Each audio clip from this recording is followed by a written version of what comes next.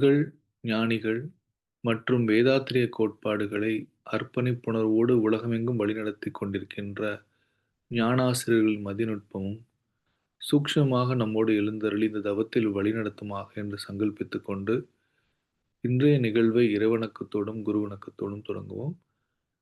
இறைவணக்கம் பாட ஆனந்த் வெங்கடேசன் ஐயா அவர்களையும், குருவணக்கம் பாட கணா காளியப்பன் அம்மா அவர்களையும் அன்போடு அழைக்கிறோம். வாழ்க வளமுடன். வாழ்க வளமுடன். இறை வணக்கம். பழுத்தம் எனும் உந்தாற்றல் ஒன்றை கொண்டே அணுமுதலாய் அண்ட கோடி அனைத்தும் ஆக்கி, அழுத்தம் எனும் உந்தாற்றல் ஒன்றை கொண்டே அணுமுதலாய் அண்ட கோடி அனைத்தும் ஆக்கி, வழுத்துமோர் அறிவு முதல் ஐந்தும் ஆறும், வழுத்துமோர் அறிவு முதல் ஐந்தும் ஆறும், வகை வகையாம் உயிரினங்கள் தோற்றுவித்து, வகை வகையாம் உயிரினங்கள் தோற்றுவித்து, முழு திறன் உடன் காத்து முடிக்கும் மேலாம், முழு திறன் உடன் காத்து முடிக்கும் மேலாம், முழுமுதற் பொருளே நம் அறிவாய் ஆற்றும், முழுமுதற் பொருளே நம் அறிவாய் ஆற்றும், பழுத்த நிலை வரும் வரையில் நீ நான் என்போம், பழுத்த நிலை வரும் வரையில் நீ நான் என்போம், பதமடைந்தோம் ஒன்றானோம் பரமானந்தம், பதமடைந்தோம் ஒன்றானோம் பரமானந்தம். வாழ்க வளமுடன். குரு வணக்கம். புருவத்திடை உந்தன் பூவிரலால் தொட்டு எந்தன் உயிர் உணர்த்தி, உன் செயல்கள் பதிவழித்து பூர்வ நிலை அறிவறிய துரியம் தந்து, பூர்வ நிலை அறிவறிய துரியம் தந்து, கருவறிந்து அகத்தவத்தால் களங்கங்கள் போக பெருங்களத்தமர்த்தி கருத்துடனே விளைவறிந்து, ஐந்து புலன்களை ஆளும் கலை போதித்து, உருவத்தில் உயிரை உயிருக்குள் உள்ளமை பொருளை அறிவாய் காட்டி, ஒழுக்கத்தால் உலகினையே நட்பு கொள்ளும் அன்பு நெறி விளங்க வைத்து, அன்பு நெறி விளங்க வைத்து, திருத்தமொடு காய கற்பம் சீர்கர்மயோகம் உடற்பயிற்சி தந்து, சிந்தனையை உடல் நலத்தை சீரமைத்து உய்வித்த குருவே வாழ்க, சிந்தனையை உடல் நலத்தை சீரமைத்து உய்வித்த குருவே வாழ்க. வாழ்க வளமுடன். வாழ்க வளமுடன். நாடி சுத்தி சிவசங்கரி அம்மா வாழ்க வளமுடன். அவர்கள் ஆன்மீக தொண்டு வாழ்க வளமுடன். அருட்பேராற்றல் கருணையினால் சிவசங்கரி அம்மா மற்றும் அது அன்பு குடும்பத்தினர்கள் உடல் நலம், நீளாயுள், நிறை செல்வம், உயர் புகழ், மெய்ஞானம் ஓங்கி வாழ்க. வாழ்க வளமுடன். வாழ்க வளமுடன். வாழ்க வளமுடன். நன்றிங்கம்மா. அடுத்ததாக இன்று ஞானமும் வாழ்வும் இருந்து நமக்கு சிந்தனை வழங்குவதற்காக முதுநிலை பேராசிரியர் பழனிசாமி வேலுசாமி அவர்களை அன்போடு அழைக்கிறோம். வாழ்க வளமுடன். வாழ்க உடனே. வாழ்க வையகம், வாழ்க வையகம், வாழ்க வளமுடன். குரு வாழ்க, குருவே துணை. சான்ற பெருமக்களே, ஞானமும் வாழ்வும் கவிதை தொகுப்பின் தொடர் சிந்தனையிலே இன்றைய சிந்தனைக்கான கவியின் தலைப்பு காலத்துக்கேற்ற பண்பாடு. காலங்கள் இயற்கையின் கட்டளை மாறிக்கொண்டே இருக்கும். பண்பாடும் அதுவும் மாற்றத்துக்கு உட்பட்டதுதான். ஒரே பண்பாடு தொடர்ந்து இருந்ததாக வரலாறு கிடையாது. இந்த இயற்கை நீதியை மகிழ்ச்சி அவருடைய ஐந்தொழுக்க பண்பாடு கவியிலேயே பார்க்கலாம். மகரிஷியின் எந்த கவியும் திருத்தத்திற்கு உட்படவில்லை, இந்த ஒரே ஒரு கவியை தவிர. இந்த ஐந்தொழுக்க பண்பாட்டு கவி மட்டும் 2 முறை திருத்தப்பட்டது. முதலில் வந்த கவி புதியதொரு பண்பாடு உலகுக்கு செய்வோம், போதை போர் பொய் ஒழித்து பொறுப்போடாமல் செய்வோம், அதிக சுமை ஏதும் இல்லை, அவரவர் தம் அறிவின் ஆற்றலினால் உடல் உழைப்பால் வாழ்வதென்ற முடிவும், பிற உயிரை கொள்ளாத நோன்பும் என்று இந்த 2 இருக்கும். இதுல இந்த கவி வந்து நண்பர்கள் கேட்டாங்க, சாமிஜி பிற உயிரை கொள்ளாத நோன்புன்னு போட்டிருக்கீங்களே, இப்போ விவசாயம் செய்கின்ற போதே பூச்சி மருந்து அடிச்சு வரக்கூடிய கிருமிகளை கொல்லுகிறோம், வீட்டுல மூட்டை பூச்சி நசுக்கிறோம், கொசுவை அடிக்கிறோம், உயிரை கொல்லாமல் வாழ முடியாதே அப்படின்னாங்க. ஓ அப்படியா, மாத்திரலாம் என்று உடனே சொன்னாரு, உணவுக்குயிர் கொள்ளாத நோன்பும் என்று மாத்திருங்க அப்படின்னாரு. பிறகு போதை போர் பொய் அதனோட புகை சேர்க்கப்பட்டது. இப்படி மகர்ஷியுடைய கவியில மாற்றத்திற்கு உட்பட்ட ஒரே கவி இது.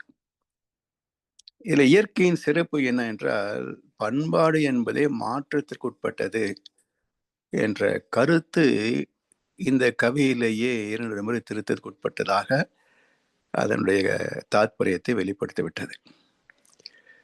இதெல்லாம் மகான்களுடைய அந்த சொல்லாண்மைன்னு சொல்லலாம். அந்த இயற்கை தத்துவத்தை வெளிப்படுத்தக்கூடிய வகையிலே சிலதெல்லாம் அமையும். அந்த வகையிலே காலத்துக்கு ஏற்ற பண்பாட்டிலே மாற்றம் வேண்டும். இந்த மாற்றத்தை யார் செய்வது? இதுதான் இப்ப கேள்வி. இந்த மாற்றத்தை யார் செய்வது? வாழ்க்கையை பற்றிய தெளிவு உள்ளவர்கள் மாற்றம் செய்தால் அது மேன்மைக்கே வழிவகுக்கும், கீழ்மைக்கு போகாது.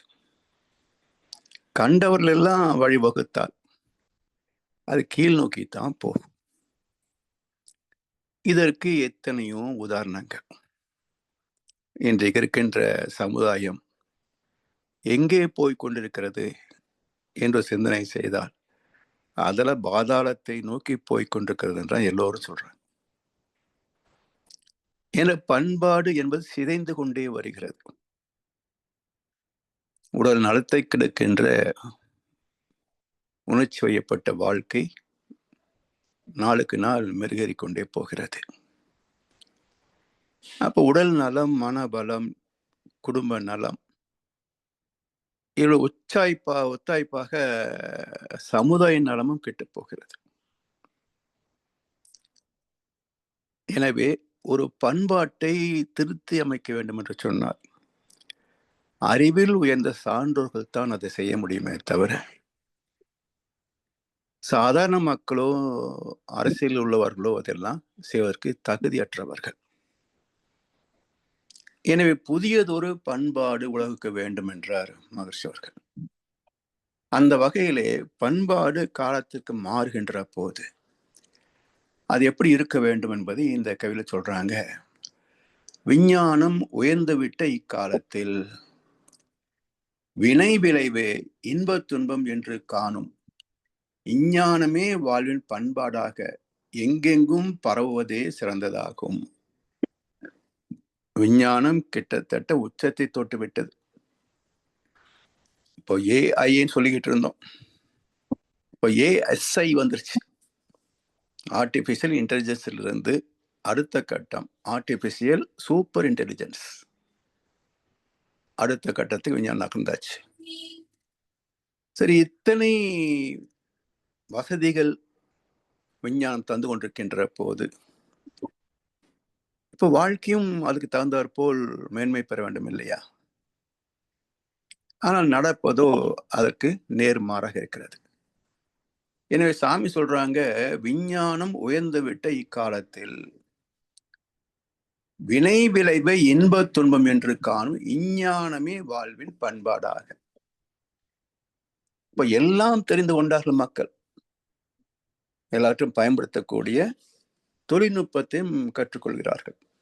அதிலெல்லாம் குறைபாடே கிடையாது. ஆனால் வாழ்க்கை என்பது உடலும் மனமும் சார்ந்தது தானே, ஜடப்பொருட்கள் இல்லையே. இப்ப ஜட பொருட்கள் வாழ்க்கைக்கு ஒரு தேவையே தவிர அதுவே வாழ்க்கை அல்ல. அப்போ உடலும் மனதையும் பாதுகாக்கக்கூடிய வகையிலே பொருட்களை கையாளக்கூடிய அறிவு நுட்பம் வேண்டும், தெளிவு வேண்டும். அந்த தெளிவு வருகின்ற போதுதான் ஒரு உண்மை புரியும். தெய்வம் என்பது வெறும் இருப்போ அல்லது ஒரு தோற்றமோ மட்டும் அல்ல, அது ஒரு விதியை மையமாக வைத்திருக்கிறது. விதி இல்லாத ஒரு இயக்கம் இந்த உலகத்தில் இல்லை. அதே விதிக்குள் ஒரு அங்கமாக செயலுக்கு தக்க விளைவு என்ற விதிக்குள், கூர்தல் அறம் என்ற விதிக்குள் தான் நம் வாழ்க்கை அமைந்திருக்கிறது. அந்த அறத்திற்குள் இருக்கின்ற வரைக்கும் நமக்கு பாதுகாப்பு நிச்சயம். அதை புறக்கணித்து விட்டால், எல்லை தாண்டி விட்டால் துன்பமும் நிச்சயம். எனவே வாழ்க்கை என்பது செயலுக்கு தக்க விளைவு என்ற விதிக்குள் உட்பட்டது, கட்டுப்பட்டது. இதை புரிந்து கொண்டோம் என்று சொன்னால் அதை மதித்துத்தானே வாழ்வோம். இப்போ சமுதாய சட்டத்திலேயே ஹெல்மெட் போடுறோம், எத்தனையோ சட்டங்களை பின்பற்றுகின்றோம். ஏன் போடலைன்னா ஃபைன் போடுவாங்க, எதுக்கு வெட்டி செலவு? அப்போ இந்த அறிவு இருக்கு இல்லையா மக்களுக்கு? ஒரு சட்டத்தை மதித்தால் தான் நமக்கு பாதுகாப்பு, சேமிப்பு என்ற அறிவு இருக்குல்ல. அதே போலத்தான் இயற்கை சட்டத்தையும் தெரிவித்து விட்டால் அரசாங்கமும் செய்தித்தாள்களும் இந்த தேதியிலிருந்து ஹெல்மெட் போடலைன்னா 10,000 ரூபாய் ஃபைன் அப்படின்னு முதல்ல அறிவிக்கிறாங்க இல்லையா? இதே போல செயலுக்கு விளைவு என்ற விதி உண்டு. அதுக்கு எவ்வளவு ஃபைன்னு நமக்கு தெரியாது. அது இறைவன் விதிக்கின்ற ஃபைன். அது எந்த வகையான துன்பத்தை தரும் என்று நமக்கு தெரியாது என்று இதை அறிவிக்கின்ற கடமை யாருக்கு உண்டு? கடவுளை பற்றி பேசுபவர்களுக்குத்தானே அது உண்டு. அப்ப உடல் பாதுகாப்புக்கான வரைமுறைகளை அரசு செய்கிறது. துன்பம் வராத அறத்திற்கான பாதுகாப்பை கடவுளை பற்றி பேசுபவர்கள் தானே செய்யணும். அப்படி செய்யாத போது என்ன விளைவு என்பதை திருமந்திரம் என்ன சொல்கிறது? தன்னை அறிய தனக்கு ஒரு கேடு இல்லை. இந்த வாழ்க்கையில் சுகதுக்கங்களுக்கான காரணம் என்ன என்று தெரிந்துவிட்டால் நிச்சயமாக எந்த மனிதனும் துன்பத்தை விரும்ப மாட்டான், துன்பத்திற்குரிய காரியத்தை செய்ய மாட்டான். அது தெரியல. தன்னை அறியாததால் தான் கெடுகின்றான். தன்னை அறியாமல் தானே கெடுகின்றான். தன்னை அறியும் அறிவை அறிந்த பின் தன்னை அர்ச்சிக்க தாஞ்சிருந்தானே, தன்னுடைய கசடுகளை, பாவத்தை, குற்றங்களை எல்லாம் கழுவிக்கொண்டு கொண்டு சுத்தப்படுத்துவதற்குத்தான் முயற்சி செய்வானே தவிர மீண்டும் பாவத்தை சேர்த்துக் கொள்ள மாட்டான் என்று திருமந்திரமே தீர்ப்பளித்திருக்கிறது. ஏனென்றால் அஞ்சுதல், அஞ்சாமை பேதமை. துன்பத்திற்கு அஞ்சாத ஒரு ஜீவன் அல்ல. அஞ்சுதல் இயற்கை தன்மைதான். எனவே துன்பம் வரும் என்று சொன்னால் நிச்சயமாக செய்ய மாட்டார்கள். அதை சொல்வதற்கு பதிலாக இன்றைக்கு நடக்கின்ற கூத்து என்னன்னு பார்த்தீங்கன்னா, நீங்க என்ன பாவம் வேணா செய்துக்கோங்க, இந்த பரிகாரத்தை செய்துட்டா நிவர்த்தி ஆயிடும். என்று துணிந்து பாவத்தை செய்வதற்கு வழிகாட்டுகின்ற ஒரு அமைப்பாக மாறிவிட்டது ஆலயங்கள். எத்தனை பூசாரி இந்த மாதிரி சொல்றதை கேட்கிறோம். அப்ப தர்மத்தை போதிக்க வேண்டிய இவர்கள் அதர்மத்தை செய்துவிட்டு பரிகாரம் செய்தால் இவரை மன்னித்து விடுவான் என்று ஒரு கட்டுக்கதையும் போட்டிருக்கிறார். அப்ப இது இவர்களுக்கு ரொம்ப சௌரியமா இருக்கு. ஓ அப்படிங்களா, ரொம்ப சௌரியம், நான் போய் இன்னைக்கு முடிச்சுட்டு வந்துடுறேன், நாளைக்கு வந்து பரிகாரம் பண்ணிடலாம். அப்படி சொல்லலையே எந்த இதிகாசமும் எந்த மத நூலும்.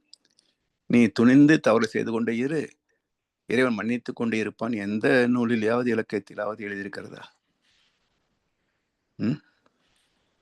பாவங்கள் மன்னிக்கப்படுவதில்லை. பரிசுத்த ஆவிக்கு விரோதமாக பேசினார், அது அவனுக்கு இம்மையிலும் மறுமையிலும் மன்னிக்கப்படுவது இல்லை. தன் நெஞ்சு அறிவது பொய்யற்க, பொய்த்த பின் தன் நெஞ்சே தன்னை சுடும். ஞாயிற்றுக்கிழமை பாவ மன்னிப்பு என்று தெளிவாக வைத்திருக்கின்ற மதமே என்ன சொல்கிறது? இம்மையிலும் மறுமையிலும் மன்னிக்கப்படுவதில்லை. அப்படி இருக்கிற போது இந்த செயலுக்கு தக்க விளைவு என்ற விதியை பரவலாக்க வேண்டாமா? மக்கள் மனங்களிலே விதைக்க வேண்டாமா? உடுமலை நாராயணக்கு அருமையா ஒரு கவி சொல்வார், நாட்டு மக்கள் மனங்களிலே நாணயத்தை விதைக்கணும், பள்ளி என்ற நிலன்களிலே கல்விதனை விதைக்கணும், பிள்ளைகளை சீர்திருத்தி பெரியவர்களாக்கணும். இதெல்லாம் சமுதாய கடமைகள். எனவே நாட்டு மக்கள் மனங்களிலே நாணயத்தை விதைக்கணும். பணத்தை விதைச்சா பத்தாது, நான் நயத்தை விதைக்கணும். அப்படி வினை விளைவே இன்ப துன்பம் என்று காணும் இஞ்ஞானமே வாழ்வின் பண்பாடாக எங்கெங்கும் பரவுவதே சிறந்ததாகும். செயலுக்கு தக்க விளைவை பின்பற்றி மதித்து வாழ்வது என்பதே பண்பாடாகிவிட்டால் உலகம் சொர்க்குலகமாகிடும், யாருக்கும் எந்த வகை துன்பமும் வராது. எனவே இஞ்ஞானமே வாழ்வின் பண்பாடாக எங்கெங்கும் பரவுவதே சிறந்ததாகும். அஞ்ஞானம் விளைவறியா வேகமன்றோ. அதாவது பிறக்கின்ற போது அஞ்ஞானத்தில் தான் பிறக்கிறோம். யாரும் எல்லா அறிவோடுமா பிறக்கிறோம். அஞ்ஞானத்தில் பிறக்கின்ற வாழ்க்கை, சித்திரையில் பிறக்கின்ற வாழ்க்கை. உயிரை பற்றிய எந்த தெளிவும் இல்லாமல் ஒரு மயக்கத்தில், மாயையில், அறியாமையில் தான் பிறக்கிறோம். அப்படியே செத்து போலாமா? இது ஒரு சாக்கடை வாழ்க்கை அல்லவா? அப்ப வளர்ச்சி என்பது செல்வத்தில் மட்டுமல்ல, பதையில் மட்டுமல்ல, பக்குவத்திலே, பண்பாட்டிலே வளர்ச்சி பெற்றால்தான் உண்மையான வளர்ச்சி. எல்லோரும் சுகித்திருக்கக்கூடிய ஒரு அன்புமயமான வளர்ச்சி. இந்த அஞ்ஞானத்தில் இருந்து விடுபட்டால் அது ஞானம். அப்ப ஞானம் என்பது எதை பற்றி நாம் தெளிவாக புரிந்து பயன் கொள்கின்றோமோ அந்த தெளிந்த அறிவுக்கு பெயர் ஞானம். வாழ்க்கையை பற்றிய தெளிவிருந்தால் அது ஒரு ஞானம். இசையை பற்றிய தெளிவிருந்தால் அது இசை ஞானம். இப்படி எந்த கலையை பற்றி அறிவு இருந்தாலும் அது கலை ஞானம் சொல்கின்றோம். அப்போ ஞானம் என்ற சொல்லுக்கு பொருள் வாழ்க்கையில் எந்தெந்த வகைகளிலே அனுபவங்களை தூக்கின்றோமோ அதை பற்றிய ஒரு தெளிந்த அறிவே, விளக்கமே ஞானம், வாழ்முறையே ஞானம். எனவே உடல் சார்ந்த வாழ்க்கைக்கும் ஒரு ஞானம் தேவை. துன்பம் இல்லாத வகையிலே உணவு, உழைப்பு, உறக்கம், தாம்பத்தியம், எண்ணத்தை பயன்படுத்திக் கொள்வதும் ஒரு வகை ஞானம். இப்ப ஞானத்திலிருந்து அடுத்த கட்டத்துக்கு உயர்கிறோம், அஞ்ஞானத்திலிருந்து ஞானத்துக்கு உயர்கிறோம். இந்த ஞானத்திற்கு அடுத்த கட்டம் என்ன? விஞ்ஞானம். அறிவியல் வாழ்க்கை வசதிகளுக்காகத்தான் ஆராய்ச்சியை தொடங்கியது, இன்றைக்கும் தொடர்ந்து கொண்டிருக்கிறது. ஆனால் ஒரு கட்டத்தில் அந்த ஆராய்ச்சி விரிவு பெற்று கிளையாக விண்ணியல் ஆராய்ச்சிக்கும் வந்தது. விண்வெளி ஆராய்ச்சி. அதிலே வந்தது தானே காட் பார்ட்டிகிள் வரைக்கும் வந்த ஞானம். அப்ப எல்லா உயிர்களுக்கும் தோற்றங்களுக்கும் ஆதியாக இருப்பது, அடிப்படையாக இருப்பது விண்ணாயகன், விநாயகன். அந்த விண்ணை பற்றிய அறிவு விஞ்ஞானம். அப்ப அஞ்ஞானத்தில் பிறந்த மனிதன் வாழ்க்கையை பற்றி தெளிவு பெறுகின்ற போது ஞானம். இதை கடந்து மறை பொருட்களை பற்றி தேடுகின்ற போது விஞ்ஞானம். இதற்கும் மூலம் எது என்று தேடுகின்ற போது அது மெய் ஞானம். மெய் என்றால் என்றைக்கும் நிலைத்திருப்பது, நீடித்திருப்பது, அழியாதிருப்பது. அக்ஷர பிரம்மயோகம், அழிவில்லாத பிரம்மம். அதை பற்றிய அறிவு மெய்ஞானம்.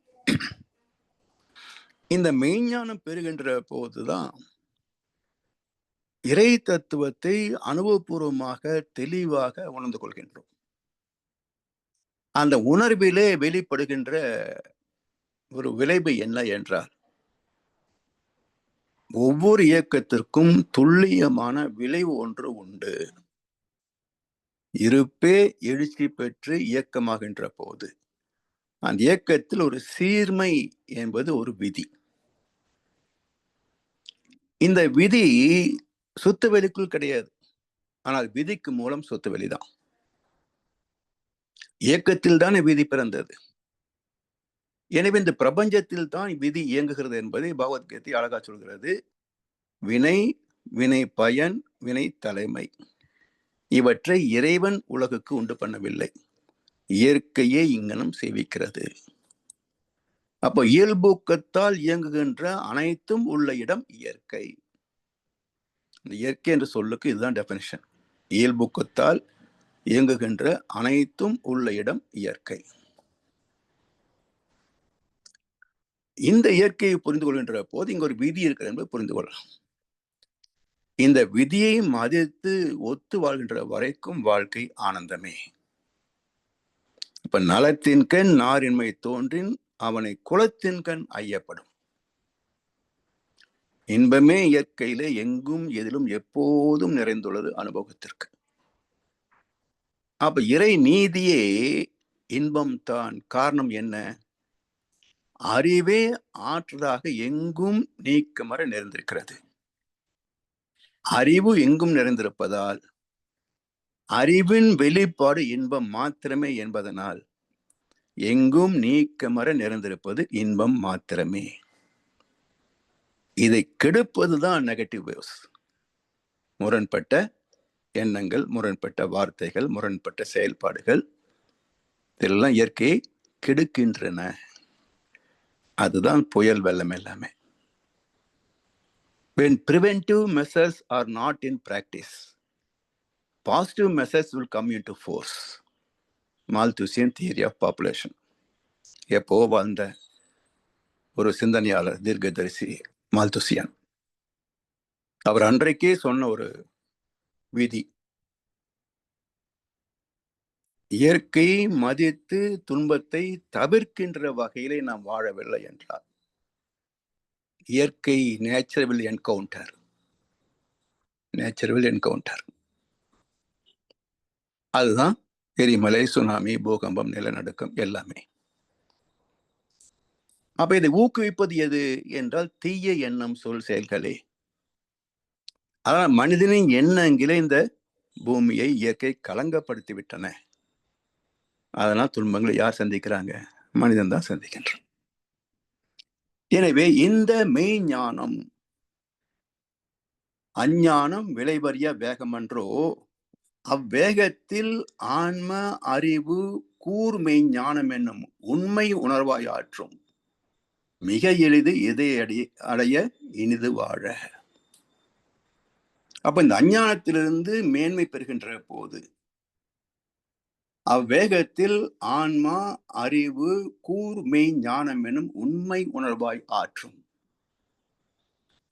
அந்த மெய் அறிவிலே மெய்யே கூடுதல் அறமாக, துல்லிய அறமாக, யாருடைய சிபாரிசுக்கோ, யாருடைய வேண்டுதலுக்கோ, யாருடைய பிரார்த்தனைக்கோ செவிமடுக்காத, செயலுக்கு தக்க விளைவு என்ற ஒற்றை சரத்தை கொண்டு இந்த உலகத்தை கட்டி ஆள்கின்ற இயற்கையின் பெருநிதி, பேராற்றல்.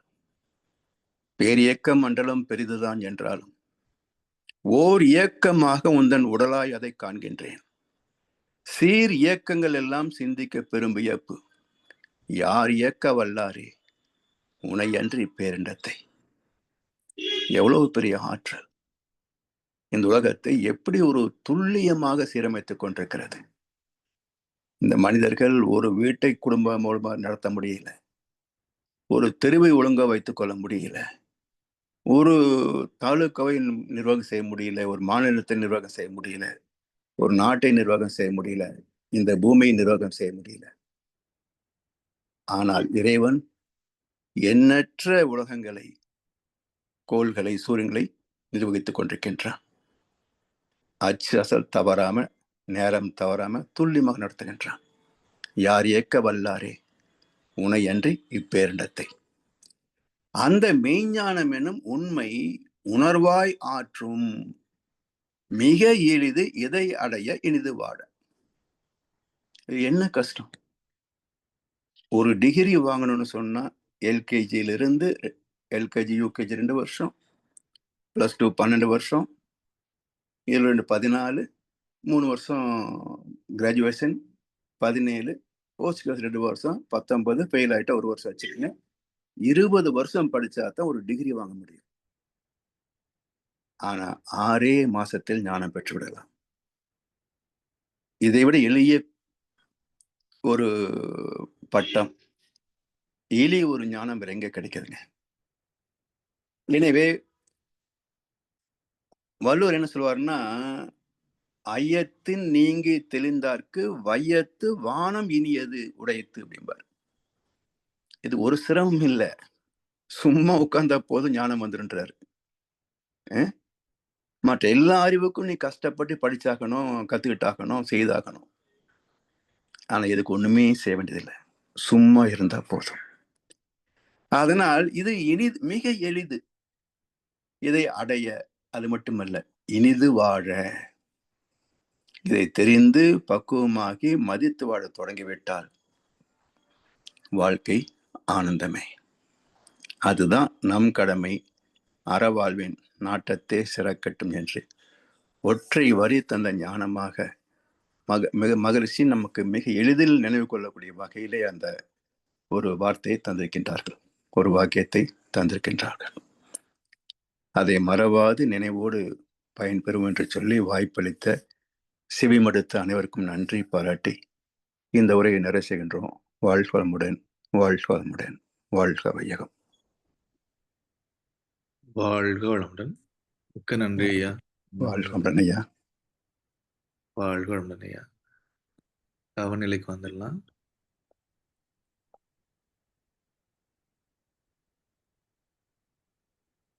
இன்று நமக்காக ஞானமும் வாழ்வும் என்ற தொகுப்பிலிருந்து காலத்திற்கேற்ற பண்பாடு என்ற தலைப்பில் மகரிஷியோட கவிக்கு அருமையான விளக்கம் வழங்கிய முதுநிலை பேராசிரியர் பழனிசாமி வேலுசாமி ஐயா அவர்கள் வாழ்க வளமுடன். அவர்கள் ஆன்மீக தொண்டு வாழ்க வளமுடன்.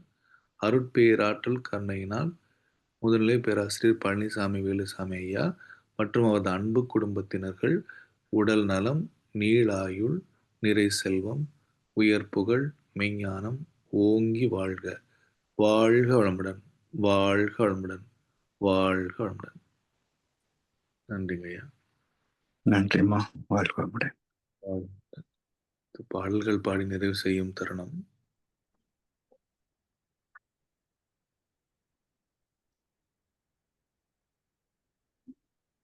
வேதாத்திரிய பாடல் அடியேன் பாடுகின்றேன். அடுத்து பிரமையான பாடல் சூர்யா ஜெயமணியம் அவர்களும், உலக நல வாழ்த்து மைதிலி தினதரன் அவர்களும் அன்போடு பாட அழைக்கிறோம். முதலில் வேதாத்திரிய பாடல்.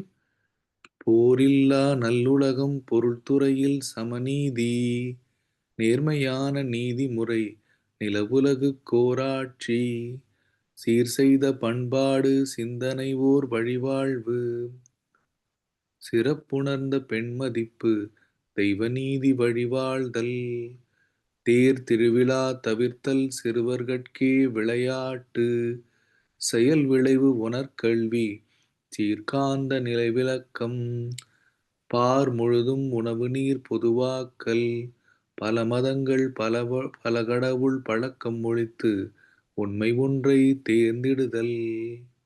வாழ்க வளமுடன்.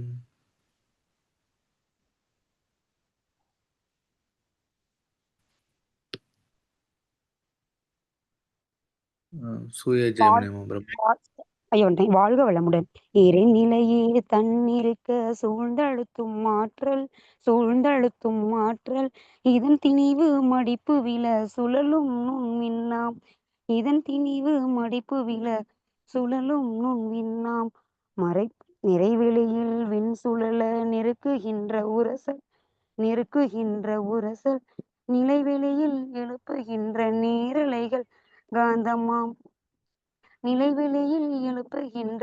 நேரலைகள் காந்தமாம் மறைபொருளாம் காந்தம் தன் மாத்திரைகள் ஐவகை மழைக்காதிர் விண்கூட்டம் மாபூதம்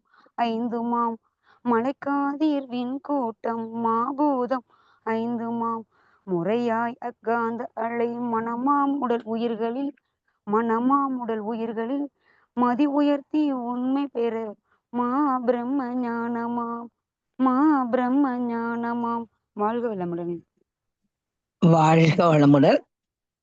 உலகமெல்லாம் பருவமழை ஒத்தபடி பெய்யட்டும், உழவரெல்லாம் தானியத்தை உவப்புடனே பெருக்கட்டும், பல தொழில்கள் புரிகின்ற பாட்டாளி உயரட்டும், பகுத்துணர்வில் தொகுத்துணர்வு பண்பாட்டை உயர்த்தட்டும், கலகங்கள் போட்டி பகை கடந்தாட்சி நடக்கட்டும், கல்லாமை கடன் வறுமை களங்கங்கள் மறையட்டும், நல வாழ்வை அளிக்கும் ஞான ஒளி வீசட்டும், நம் கடமை அறவாழ்வின் நாட்டத்தே சிறக்கட்டும்,